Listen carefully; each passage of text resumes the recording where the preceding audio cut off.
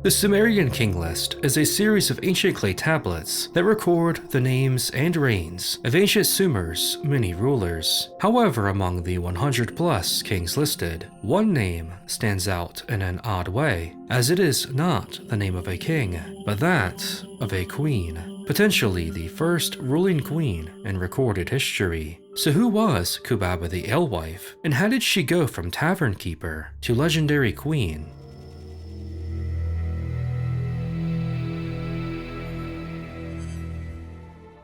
Kubaba's entry in the Sumerian king list is more extensive than many, meaning she was likely seen as more noteworthy. However, this still leaves us with a rather vague section dedicated to her reign. Translated to English, it reads, "Then Mari was defeated, and the kingship was taken to Kish. In Kish, Kubaba, the woman tavern keeper who made firm the foundations of Kish, became king. She ruled for 100 years. One queen ruled for 100 years. Then Kish was defeated, and the kingship was taken to Aksak." Out of context, that's kind of confusing, so in short, it chronicles how the throne was taken from the city of Mari to Kish, as the capital or seat of power in Sumer, from which the king reigned would often change between different city-states, and these are listed here as dynasties. For Kubaba, it was the third dynasty in the ancient city of Kish, so the third time Kish had taken on the mantle of capital, if you will. Kish was the first city to receive kingship in the list. It was a settlement just 7.5 miles or 12 kilometers from what would later become the city of Babylon. Kubaba is described as having made firm the foundations of Kish, so it seems she was successful and ruled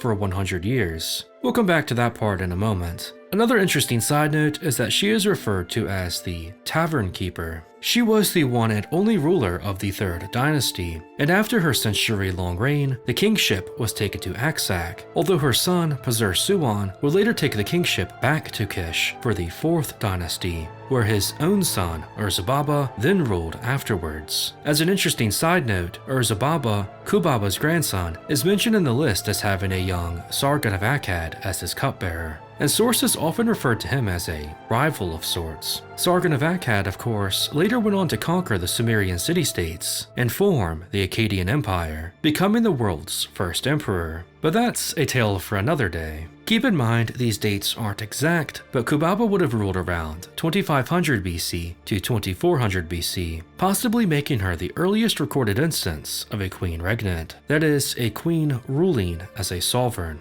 not a queen consort, the wife of a ruling king. She was king in her own right. The Sumerian term, Lugal, is used to describe Kubaba and the rest of those listed, and basically means king or ruler, and did not have a female counterpart, so she would be considered something of a woman king, and she is the only woman to appear on the list. This is all well and good, but of course there's the red flag of the length of her reign. 100 years. That's not exactly plausible, and while some may write it off as a difference in time measurement or something along those lines, the Sumerian king list is known for blurring the lines of the historical with the fantastical. Other kings have impossibly long reigns as well, ruling for hundreds, thousands, and in some cases, tens of thousands of years, as the king list also records the mythical origins of Sumer. While it is an invaluable source in timelining the Sumerian kingship, it is admittedly not entirely reliable, so some things, such as Kubaba's 100-year reign, should be taken with a grain of salt. The question though is, how much of the little we are told about Kubaba should also be taken with a grain of salt? Beyond the king list, what other details can we discover about Kubaba the tavern keeper turned queen?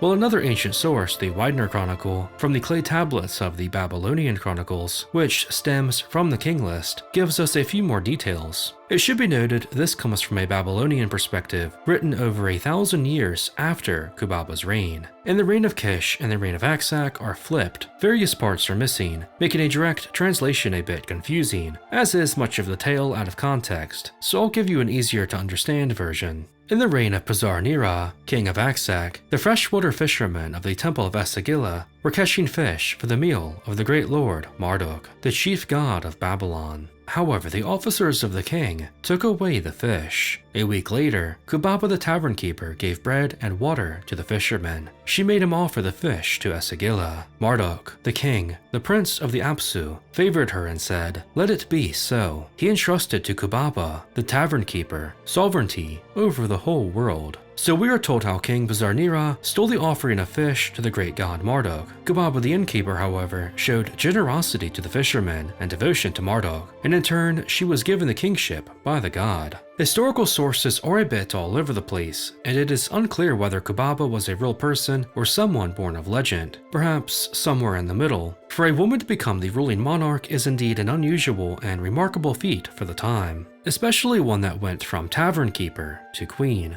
appearing to not be someone born of nobility, but more of a commoner. What exactly alewife or tavern keeper means is also debated. Many associate the profession with prostitution or operating a brothel. It is a possibility, however the term does not seem to have a negative connotation when describing her. Being an alewife could be seen as good or bad, depending on who you ask. One notable example is in the Epic of Gilgamesh, where the alewife Siduri gives advice to the hero, telling him to enjoy his time on Earth. In this case, she has some wisdom, and is not seen as the low class of society. It is also possible Kubaba was just a brewer, renowned for her beer. Beer was somewhat sacred in ancient Sumer, often seen as something of a gift from the gods, and often used as an offering to them. Kubaba may have been more than that though, perhaps the owner of the establishment. As owner of an inn or tavern, she would likely be more middle class, and may have held some respect and sway in the community. Really though, we're just left with speculation.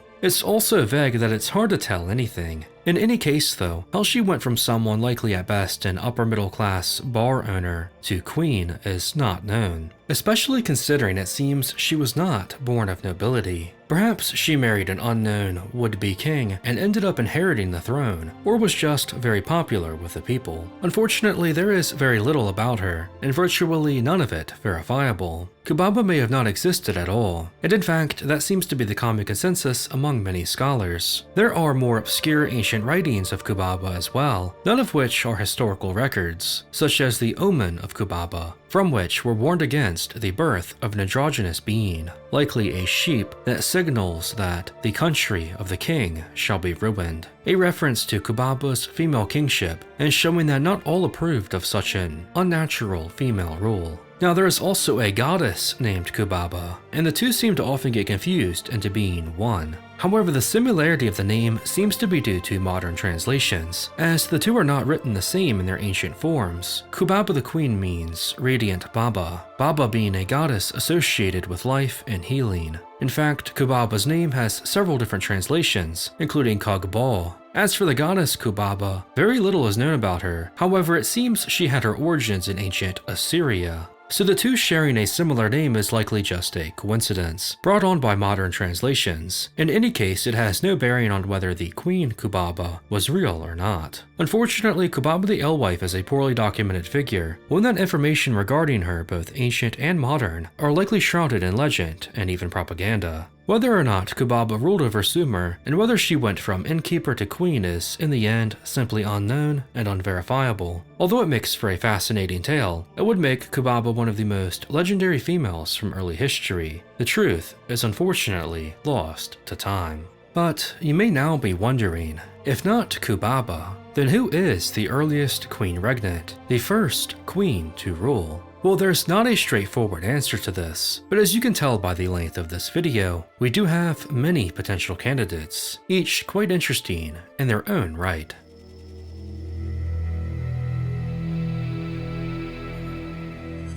For our second candidate, we're actually going to stay in ancient Sumer, but go back a little further in time. Puabi is dated back from 2600 BC, possibly placing her around a century or more before Kubaba. Unlike Kubaba, Puabi is indeed a verifiable real person, as her tomb has been discovered. However, while Kubaba, if real, is explicitly said to have ruled as queen, whether or not Puabi did so is not as clear. Still, the amount of information and ancient artifacts that scholars and archaeologists have gathered from her 5,500-year-old tomb are remarkable, and also a bit disturbing. The Royal Cemetery of Ur was discovered and excavated in the 1920s, led by famed British archaeologist Leonard Woolley. Among the many tombs of nobility, Queen Puabi was found, adorned and surrounded by beautiful precious jewelry and elegant, priceless artifacts. These invaluable treasures buried with her have become the main reason she is famous today, as the discovery of her tomb, one of the most lavish found in ancient Sumer, was one of the great archaeological discoveries of the time. Remarkably, Puabi's grave was intact. No signs of grave robbers or looters, unlike other tombs. The stone chamber and its contents completely untouched, save for time.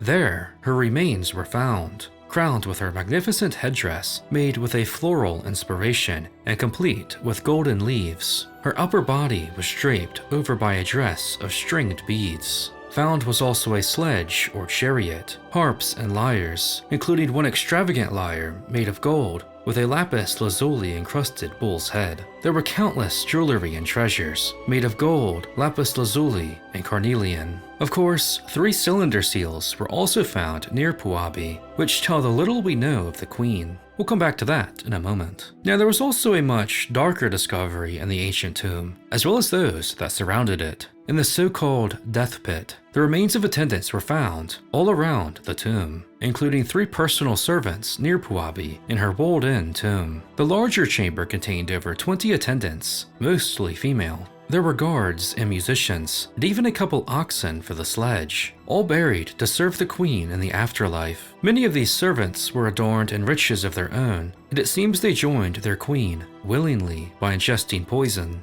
Although some of the skulls seem to indicate that there may have been blunt force trauma involved on the less willing. These attendants were necessary in order to tend to the lady in the afterlife, and was not unique to Puabi or her tomb, as the surrounding tombs, or death pits as Woolley called them, also contain dozens of remains. So as evidenced just by her burial status in the royal cemetery, Puabi was a woman of great power, and perhaps some sort of queen. Now, Puabi's remains show that she was likely under 5 feet tall and around 40 years old when she died. She was also found with 3 cylinder seals, which customarily marked the deceased with names, as well as titles and imagery. There is the usual banquet scenes shown, depicting her as a queen or some type of great lady. We are also told her name, Puabi, and given the title, Nen, or Eresh, which would translate to queen or priestess. This is separate from Lugal, implying she was not a ruler. Oddly though, she is not mentioned in relation to any king, which is unusual, as most queen consorts would have their husband's name listed as queen of so-and-so. But Puabi does not. The mystery around her only grows, as there is no historical record except for that found in the tomb. It's clear by the remains and the treasures that she was some high-ranking lady of society, but where did she receive that power? There are numerous theories. One, of course, is that she was a great priestess. This would indicate that she held some level of power and prestige, but was not directly a ruler. It does seem that she may have been worshipped as a goddess, and this could also be the case if she was indeed a queen, as she would be seen with some level of divinity. Some also speculate that she was actually married to an unknown king. The likeliest candidate for Puabi's missing husband is King Meskelamdug. Interestingly, Meskelamdug is also absent from the Sumerian king list, but we know from ancient records and seals that he was a Lugal, or king, so his kingship isn't really disputed. Now, what was first thought to be the tomb of Meskelamdug is now believed by many to actually be that of a prince, perhaps his son or grandson, sharing the same name. Now, there is also a tomb right next to Puabi's known as the King's Grave, which houses many attendants, lavish riches, and perhaps an unknown king. It's been widely speculated that not only is this the actual tomb of Meskelamdug, but also Puabi's husband. This would make Puabi Meskelamdug's second wife, and the two would be buried nearby to soon join in the afterlife, each prepared with all the riches and servants they required. This makes a lot of sense and ties up a lot of loose ends. It would explain the king's grave and its close proximity to Puabi, and it would explain Puabi's high status. Of course, there is still speculation that Puabi did in fact rule of her own accord. If this is the case, then there are a number of ways that this could happen. Puabi may have taken the throne as a widow after the death of her husband king, Meskelamdug. She may have been independent, inheriting the throne after the death of her father. Or she may have ascended during a young son's rule, acting as something of a queen regent, if not stealing it outright. Any of these would be remarkable for the time, and would also make her the most powerful woman of her time. Still, it's just speculation in the end, and there is really no way to know for certain who exactly Puabi was, and what power she wielded in the ancient city of Ur. Maybe the most plausible explanation is that she was the queen consort of King Meskelamdug, which would indicate that it is unlikely she ruled on her own. She is a fascinating character though, found in both a beautiful and haunting tomb, undisturbed for 5,500 years. And the ambiguity of her life and titles shroud her in an intriguing mystery. So as for the question of if Puabi was the first ruling queen in history, it seems she is a possible candidate, with the opposite problem of Kubaba. We know Kubaba directly ruled, but not if she actually existed. However, we know Puabi did exist, just not if she directly ruled. So is there someone we can verifiably confirm not only existed, but ruled as a sovereign queen? Well, for that, we must leave ancient Mesopotamia and journey to history's other OG civilization.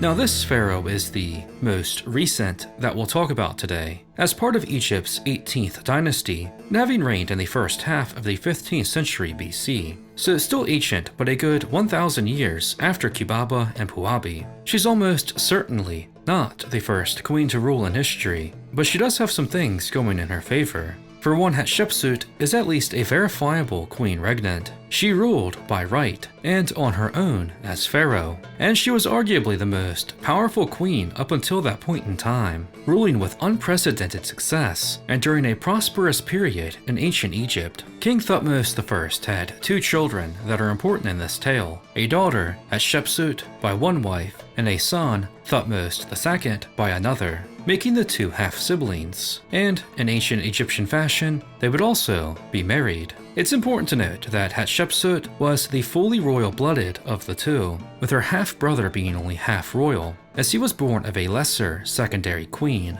Now when the older Thutmose, the king and their father, died, the throne passed to the younger Thutmose, with Hatshepsut becoming his queen consort. Now Thutmose II had a son, Thutmose III, separate from Hatshepsut, with another lesser queen. So when Thutmose II passed away as well, that left the very young boy as heir to the throne. However, as he was too young to rule just yet, and since his mother was a lesser queen than that of his aunt/stepmom, Hatshepsut, who again is the only full royal here, it would be her that acted as queen regent. That is, she would rule alongside him until he came of age, and for years that was the case. However, it seems something changed, as Hatshepsut was not content with merely being a queen consort and now a queen regent. She was much more ambitious. Hatshepsut declared herself king and became a co-ruler with Thutmose III, who she easily overruled. Hatshepsut adopted the full royal titulary of a pharaoh, which included 5 names linking them to the gods. She was now ruling in her own right. Hatshepsut is considered by many to be one of the most successful pharaohs, increasing trade, promoting the arts, and ruling over a period of peace and prosperity. She was notable for the successful trade expeditions to foreign lands, such as to the mysterious Punt, and for commissioning many building projects, including a grand temple.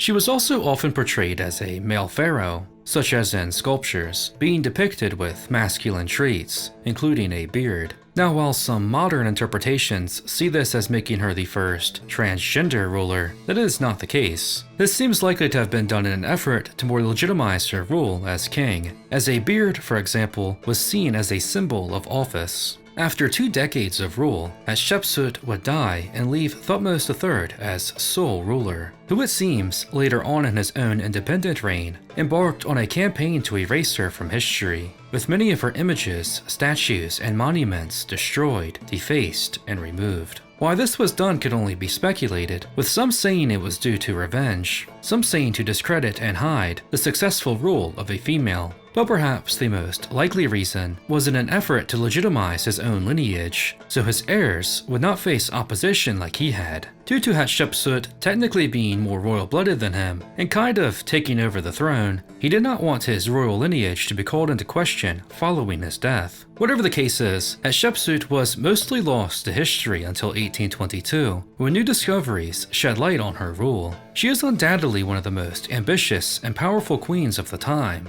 being one of the most successful pharaohs in all of ancient Egypt. She ruled by her divine right, and therefore is also one of the earliest sovereign queens as well. So while Hatshepsut is not the first queen to rule, her influence was unprecedented, making her worthy of a mention. Now, ancient Egypt had a number of female pharaohs, with Hatshepsut being the second verifiable ruling queen. However, the earliest that can be verified is Sobekneferu.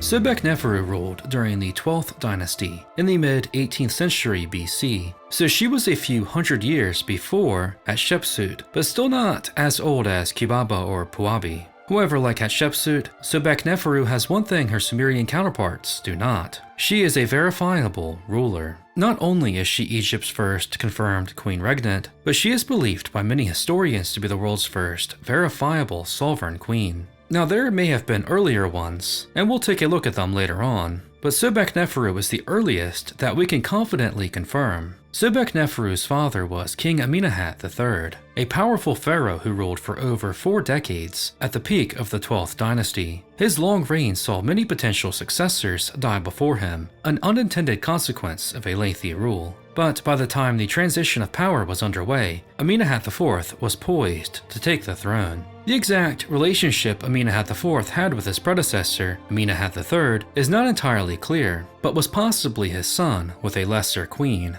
In any case, towards the end of the older Amenemhat's reign, he elevated his would-be successor, Amenemhat IV, to co-regent, helping to ease the soon-to-come transition, a common practice. When that transition came a couple years later, the throne officially passed to Amenemhat IV. However, this reign proved short-lived compared to his predecessor, ruling for just over 9 years. When he died, it would be Sobekneferu that ascended to the throne. Amenemhat IV's relationship with Sobekneferu is again not all that clear. The two were likely half-siblings, but they may have also been married. Whatever the case may be, the heavily inbred royal family seems to have been without a strong male heir, with Sobekneferu becoming an unlikely pharaoh, perhaps out of necessity rather than ambition. She inherited a kingdom well into decline, and there was little she could do to reverse that. In terms of success, Sobekneferu's reign was mostly unremarkable. However, it was still unprecedented in many ways. While queens may take on the role of regent, helping to rule alongside a son, it wasn't common for one to take on the title of pharaoh independently.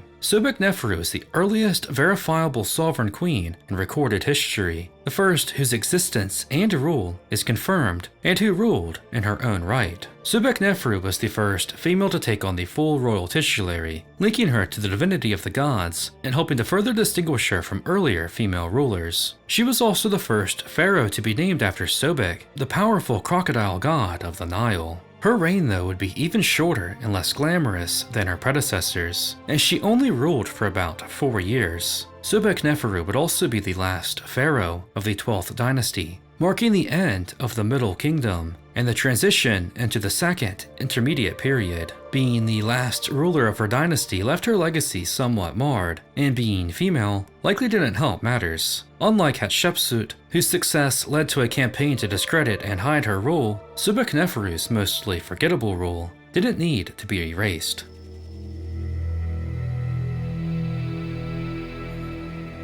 Sobekneferu is the earliest confirmed female pharaoh and queen regnant in recorded history. However, it's possible, and perhaps even likely, that she was not the first female to wield such power. There is one queen who predates Sobekneferu by around 400 years, potentially ruling in the 22nd century BC. Known mostly today by her Greek name, Nitocris is a mysterious figure whose main source of information comes via the Greek historian Herodotus, written around 1700 years after her supposed reign. As such, whether or not she was actually a real person is debated, with many believing her to only exist in myth. Nitocris' story, though, is at least an interesting one. As told to us by Herodotus in his histories, the name of the queen was the same as that of the Babylonian princess, Nitocris. Her brother was king of Egypt and was slain by his subjects, who then gave Nitocris the sovereignty.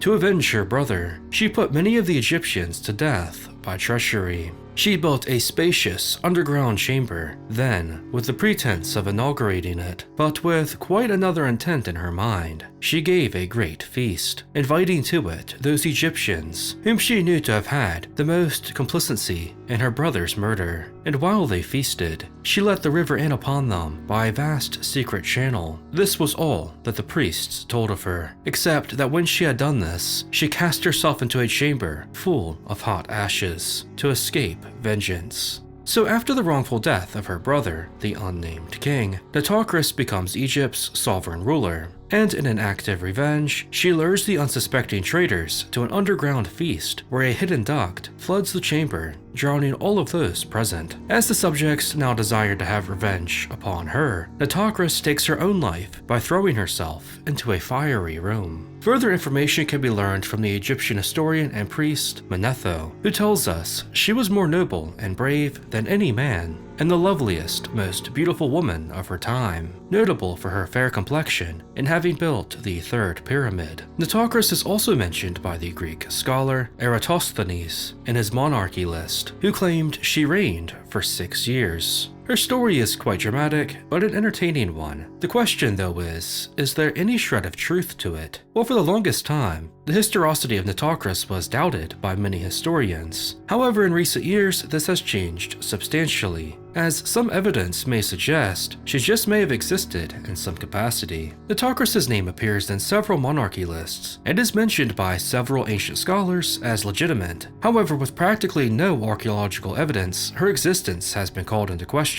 There's some issues with Herodotus and Manetho's accounts, the most notable of which is that they were written some 18 centuries after her supposed reign. Context is also important here. Following the over 60-year-long reign of Pepi II, maybe the longest of an Egyptian monarch, most of his successors had died well before the king. This left Meronri Nemtiemsaf II as the new king, and potentially the penultimate of the 6th dynasty. Nemtiemsaf is thought to have already been old though when he finally took the throne, and ruled just a year before his own death. And it's after his brief reign where his mysterious successor would take over and become the last monarch. Now as for that successor, we have two names: Nitocris from the Turan king list, and Nitocris from the Abydos king list. The former is what Nitocris comes from, and the latter is possibly that of another king. Since the two share a spot, succeeding Nemtiemsaf II as the new king, and being the last ruler of the 6th dynasty, it's believed by many they refer to the same person. However, since Sipta is masculine, it's also thought that this figure was a male king, often just referred to as Nitocris, with Nitocris being just a corruption of this name. However, it should be noted that female kings in Egypt were known to take on masculine titles in depictions, such as seen by Hatshepsut and later Nefertiti. It's also been suggested that Nitocris' inclusion is something of an error by scribes, a written mistake meant to in fact be that of Nitocris. But what of this Nitocris figure, the supposed true male successor? Well, there's even less evidence here, basically just the name on the Abydos king list. So can we truly write off Nitocris' existence so easily? Well, we really start to enter the realm of speculation, but it's become more accepted in recent years that Nitocris may have existed after all. The fact that many respected scholars of the world attested to the existence of a female ruler means Nitocris can't entirely be dismissed. The Abydos king list has omitted other names from the Turan list, and being that it was not only the end of the dynasty, but a period of extreme decline and turmoil, marking the end of the Old Kingdom, it wouldn't be surprising if some records and details of the time were poorly kept. Perhaps both Nitocris and Nitocris existed and briefly ruled. Perhaps they are one and the same, but the name Nitocris should be the one in question. It's been speculated that Nemtiemsaf II was Nitocris' husband or her brother, potentially the brother king from Herodotus' tale, and she succeeded him on the throne. Perhaps his short reign was due to being killed, and she did enact some sort of revenge once queen. That's all again speculation though. For someone who may have been both the first queen regnant in history, as well as the last sovereign ruler of the Old Kingdom of Egypt, there are very little details about her life. Still, it isn't out of the realm of possibility that due to the crumbling state of the kingdom and the subsequent poor record keeping at that moment, Nitocris was something of an afterthought, an inconsequential ruler lost mostly to time. If we do consider Nitocris to be a valid historical historical figure, then her rule would share a lot of similarities to that of Sobekneferu, the last of her dynasty, inheriting a declining kingdom, and whose short reign came out of necessity for a ruler.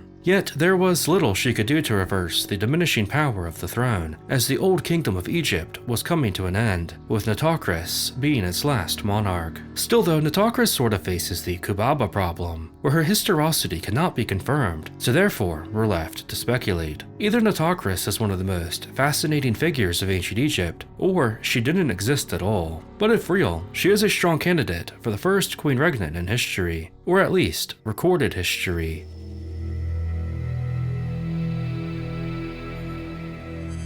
While each of the 5 queens we've discussed so far has a case for and against them being the first sovereign queen in history, none most likely were actually the first to wield the power of the throne. At least not if we expand our search to include queen regents, those who ruled temporarily in the place of or alongside someone else, such as a son too young to rule as king on his own. Some of these are also speculated to have ruled as an individual by their own right as well. Ancient Egypt has had several such queens, regents who helped ease the transition from a late king to his young successor, dating back even further than the Nitocris, including to the very beginning of Egypt as we know it. Like both the Sumerian queens and other Egyptian queens, each has evidence both for and against their potential rule. One of the more notable queen regents is Khentkaus I.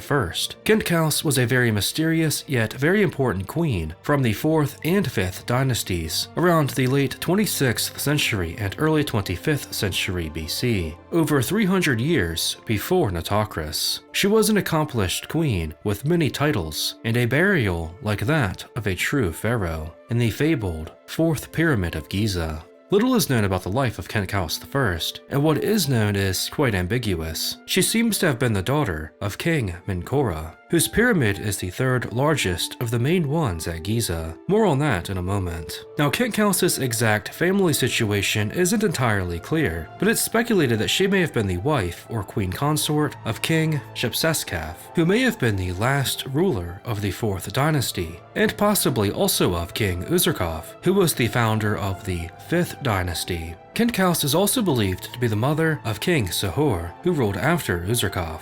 She may have also had more than one son who was king, and of the 2 husbands listed, some also believe that they may have actually been her sons. It's all very complicated. Now, it should be noted that the famed pyramids of Giza were built during this dynasty, the 4th dynasty. All of the rulers of this dynasty, of course, had some sort of pyramid or grave monument. The dynasty's founder built 3 pyramids, including the Red Pyramid. Khufu, of course, built the famed Great Pyramid of Giza, the largest of them all. There's also the Pyramid of Khafre, the 2nd largest at Giza, and among others there is Menkaure's aforementioned 3rd Pyramid of Giza. By the time he came to power, Egypt was toning down the extravagant and large-scale production of these tombs, so his is notably smaller than the other 2, but it still stands out from other structures of the Giza necropolis, which housed many more smaller structures aside from the pyramids and Sphinx. One of the more notable of these smaller structures was a small pyramid, initially thought by some to be the 4th Pyramid of Giza. This is in fact the tomb of Khentkaus I. The shape of this tomb, however, was not that of a pyramid, nor was it a mastaba, a popular flat-roofed tomb. Instead, it appears to have a step-like design, similar to the base of a step pyramid. Oddly enough, the tomb appears to have undergone a second construction phase later during the beginning of the 5th dynasty, with the west part being expanded on with limestone.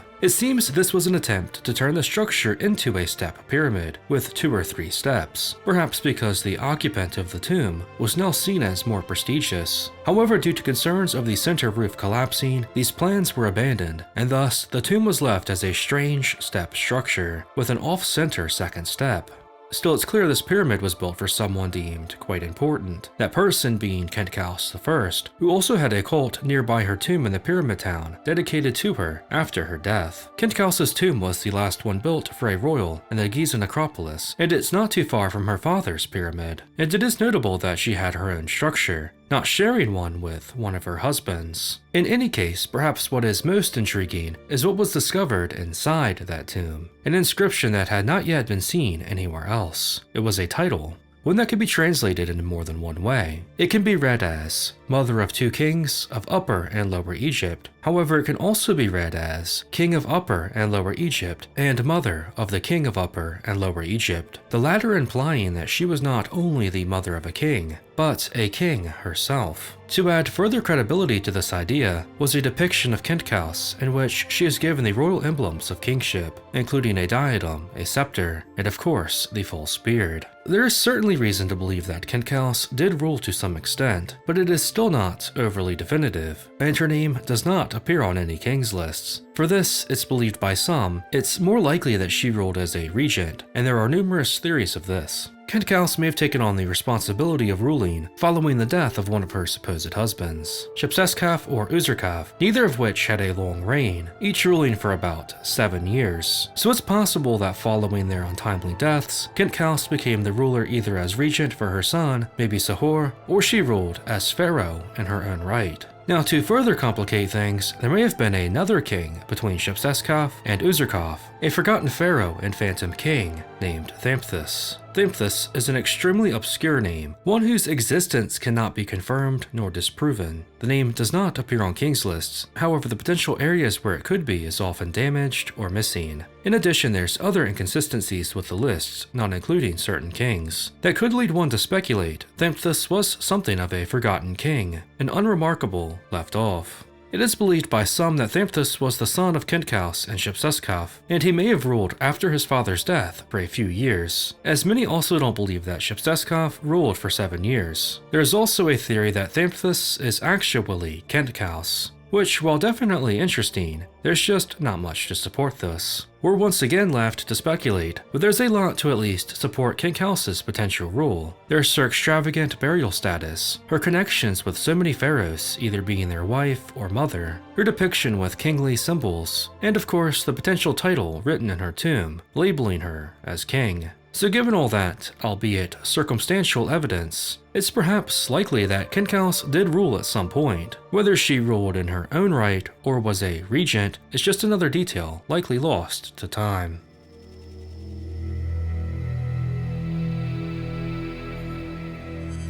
While Khentkaus I, like those we've discussed, is considered by some to be the first ruling queen in history, she is perhaps the most obscure name as well. There are other candidates that came long before, with 2 managing to stand out the most, regents who may have also ruled on their own. The first of which is Merneith. Merneith is a queen from the 1st dynasty in the 30th century BC, around 2950 BC. For context, we're now 3,000 years removed from Cleopatra, who is actually 1,000 years closer to us in time than to that of this ancient queen. So Merneith is connected with 3 kings: Ger, who is believed to be her father, Jet, who is believed to be her husband, and probably her brother, and Den, who is believed to be her son. Ger and Jet are believed to have been the 3rd and 4th kings of the dynasty, respectively, and Den, her son, followed after that, although there is evidence to support the possibility that Merneith either ruled as a temporary regent between her husband Jet's rule and her son Den's rule, or she ruled between them of her own accord. This could make her a strong candidate for the first queen regnant in history. Keep in mind, we're so far back in time at this point, we're over 400 years away from the Sumerian queens of Kubaba and Puabi, as well as Khentkaus I. Even if all the claims we've discussed so far are true, Merneith would still easily be the oldest. So this is what's believed to have taken place. Following the death of Ger, the long-reigning 3rd king of the 1st dynasty, his son Jet ascended to the throne. Now, as we've already seen with uncommonly long reigns, in this case 40 to 50 years, the successor has a much shorter reign, ascending to the throne a bit older. Merneith was likely Ger's daughter, and the new king Jet's sister, although in classic Egyptian fashion, this would not stop the siblings from marrying. As queen consort, Merneith would have children with the king, including Den, the heir to the throne. However, Ger's reign was abruptly cut short, ruling for around 10 years. However, his successors were still too young to rule. This crisis was something that doesn't seem to have happened before, as there couldn't just be a smooth transition from father to son. So what happened was Queen Merneith stepped up, acting as regent for Den and ruling with the authority and power of the throne. Whether or not she actually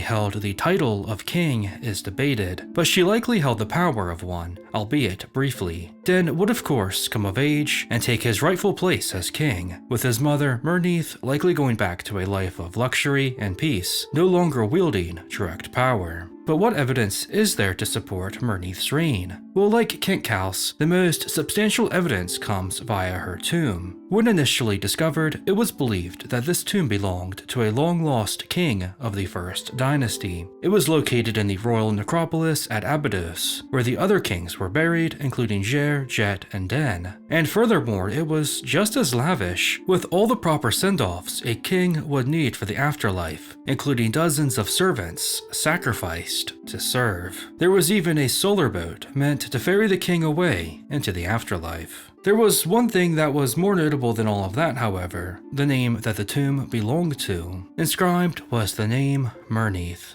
meaning beloved of Neith. And given that Neith was the goddess of creation who created the universe, it was clear that this name, this tomb, belonged to a female. The only female tomb in that royal necropolis, buried like a king. But why was she buried with such kingly honors? Well, also found in both her and her son's tombs was evidence linking her to Den as the king's mother. Now, Merneith's name isn't mentioned on most of the main king's lists. However, within her son Den's tomb, a seal was discovered, the oldest known king list. Merneith is listed on this, but also given the title of King's Mother alongside it. All this has led many historians and scholars to believe that Merneith ruled as a regent for her son, following the untimely death of her husband, the King Jet. While it is possible she ruled on her own as an independent sovereign, it's much more likely that she was a regent. In fact, her being a regent for Den is practically confirmed. Still, given that she would have ruled in some capacity, likely having more power and influence than her young son for a while, and considering she was closely connected to 3 kings, it's not surprising she was held in such high regard. Perhaps it was her son, Den, who ordered her lavish tomb, befitting of a king, be constructed. And while others may have respected her, it was her son who wanted her to be seen as a true king. Regardless, Merneith, even as Queen Regent, must have been one of the most important, powerful, and influential women in this period of early history.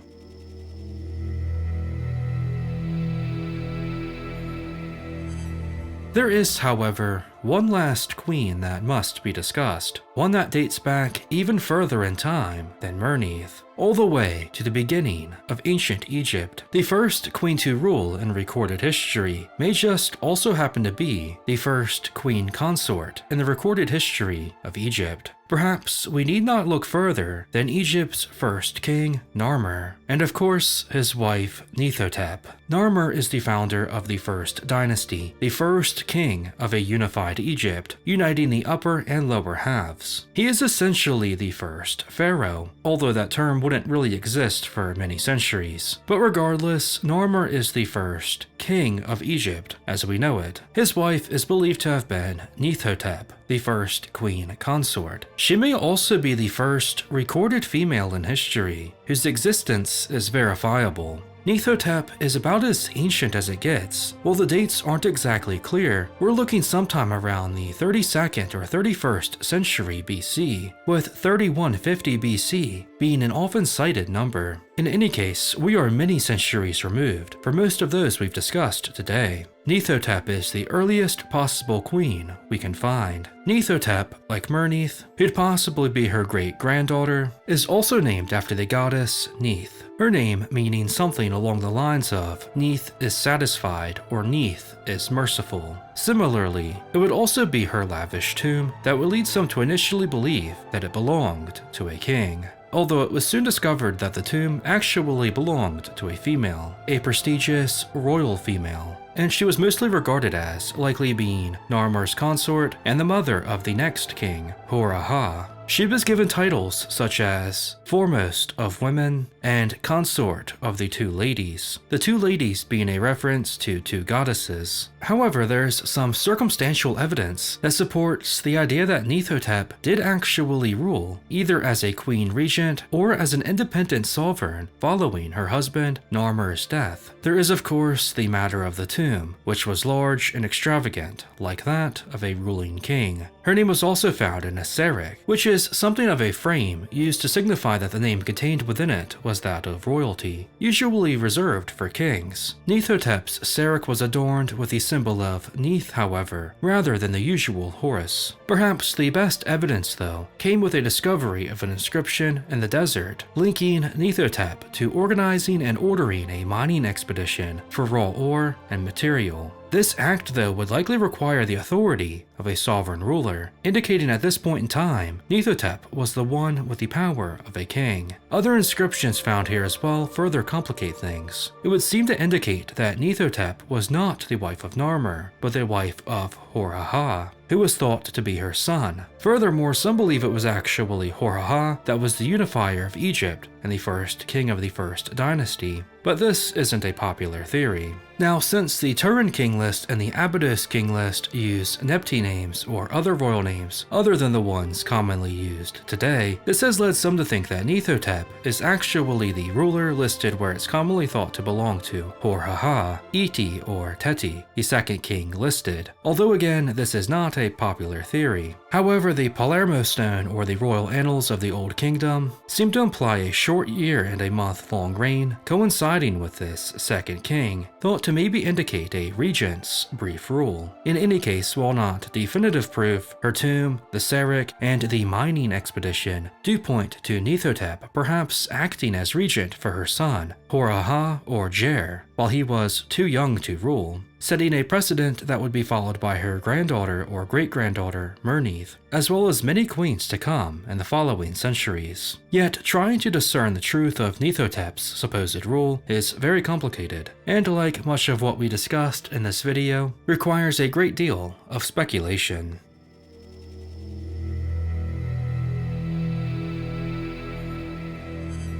A case can be made for and against the 8 queens we've talked about. Unfortunately, answering the question of who is the first ruling queen in recorded history is impossible, at least to do so with a definitive answer. Kubaba, while recorded as a ruler, cannot be proven to have existed. Puabi cannot be confirmed to have actually ruled. Hatshepsut, while the most powerful queen, is also definitely not the first. Sobekneferu is the first to be recorded without any doubt, but likely not the actual first. Nitocris may have not actually existed. Khentkaus may have been a regent, but there's several of those likely before. Merneith has a strong case as an early regent, but would be preceded by Neithhotep, who can't be proven ever ruled as sovereign or regent. And of course, there's the question of, should a queen regent be considered alongside queen regnants? Going so far back in time, we're met with a lot of uncertainty, and there's a lot of forgotten knowledge. In any case, I hope you enjoyed traveling down this rabbit hole. I'd be curious to hear who you would consider the first sovereign queen, perhaps someone not mentioned in this video. As always, thanks for watching.